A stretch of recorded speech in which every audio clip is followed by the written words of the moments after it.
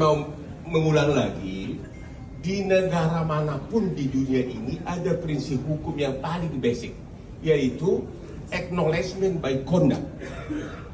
Perbuatan merupakan pengakuan. Ya, 2 kali dalam pemberian nomor, 2 kali 01 dan 03 mengakui keabsahan Gibran, yaitu waktu pemberian nomor malam mereka benar-benar ceria kan, ya, ceria, dan ada Gibran di situ, sama sekali tidak dikatakan tidak sah. Kalau Hotman di situ pasti dibilang tidak sah. Kemudian waktu debat nggak ada sama sekali.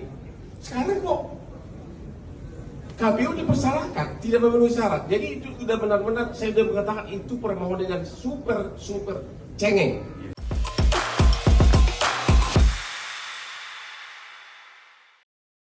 Hotman Paris Hutapea menyindir isi permohonan tim hukum Anies Baswedan Muhaimin Iskandar dalam sidang sengketa Pilpres 2024 di Mahkamah Konstitusi. Hotman bingung permohonan sengketa hasil Pilpres malah membahas soal bansos.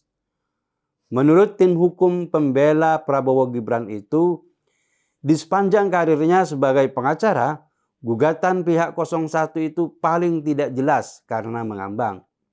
Dalam gugatan itu yang dibahas soal bansos.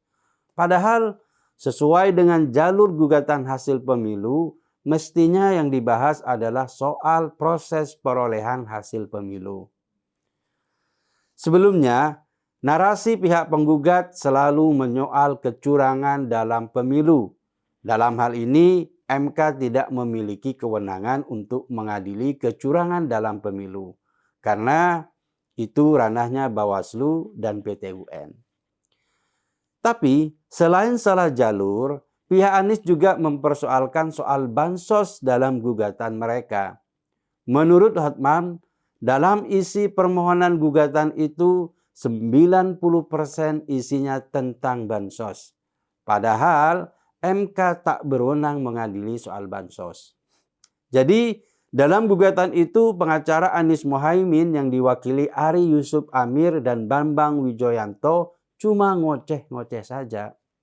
Dalam gugatannya, tim hukum Anies Muhaimin mengungkit kunjungan Presiden Jokowi hingga pembagian bansos di berbagai daerah menjelang pemilu.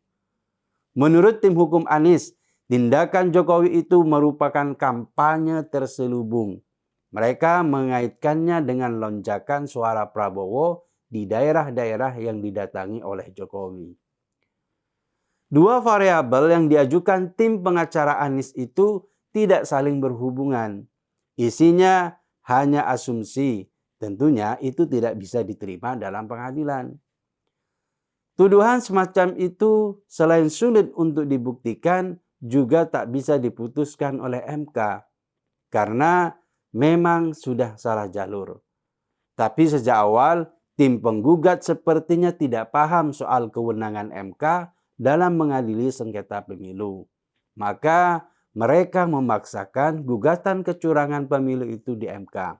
Atau jangan-jangan sebenarnya timnya Anies Muhaimin mengerti soal kewenangan MK, tapi mereka memang setengah hati dalam mengajukan gugatan pemilu.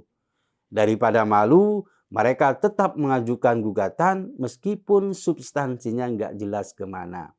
Karena saat ini partai-partai pendukung Anies Muhaimin sudah mulai meninggalkan pasangan 01 itu.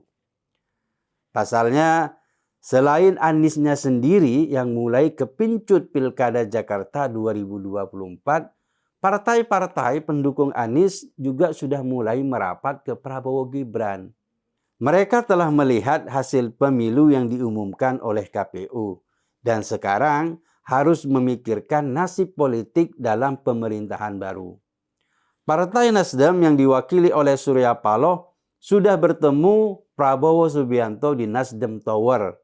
Pertemuan itu sudah jelas menunjukkan Nasdem secara tegas memposisikan diri untuk segera merapat ke kabinet baru yang bakal dibentuk. Komentar Nasdem soal rencana Anies maju Pilgub Jakarta 2024 juga terdengar sinis. Ini menunjukkan hubungan Nasdem dan Anies sudah selesai sampai di sini. Selain telah bertemu dengan Prabowo, Surya Paloh juga telah bertemu dengan Jokowi. Dalam pertemuan itu, Jokowi ingin menjadi jembatan, meskipun politik itu urusan masing-masing partai. Itu artinya hubungan Jokowi dan Surya Paloh yang sempat renggang karena Anies sekarang sudah mulai rapat kembali.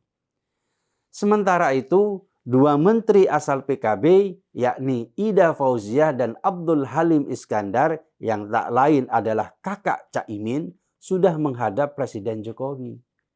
Pertemuan itu juga mengindikasikan bahwa PKB juga sudah mulai move on dan bersikap realistis. PKB selama ini tidak memiliki DNA oposisi, jadi mereka akan cenderung merapat pada pemerintah. DNA ini mirip dengan Golkar. Mereka tak ingin jauh-jauh dari pemerintahan untuk mengawal pembangunan. Dengan kata lain, partai pendukung Anies seperti PKB itu akan bersikap lunak terhadap pemerintahan baru. Di sisi lain, PKS juga telah menyatakan menerima hasil Pilpres 2024 yang telah ditetapkan oleh KPU. Padahal selama ini pendukung Anies yang paling militan berasal dari partai PKS. Pernyataan PKS itu juga jelas menunjukkan hasil pemilu sudah mereka terima sepenuhnya. Adapun gugatan di MK, yaitu bisa dipahami sebagai formalitas belaka. Selama ini PKS memang dikenal sebagai partai yang paling getol mengusung tema perubahan dalam kampanye Anies Muhaimin. Namun, sejarah PKS juga menunjukkan mereka dekat dengan Prabowo. Itu terlihat di Pilpres 2014 dan Pilpres 2019. Partai-partai pendukung Anies berpeluang besar untuk masuk ke kabinet Prabowo Gibran.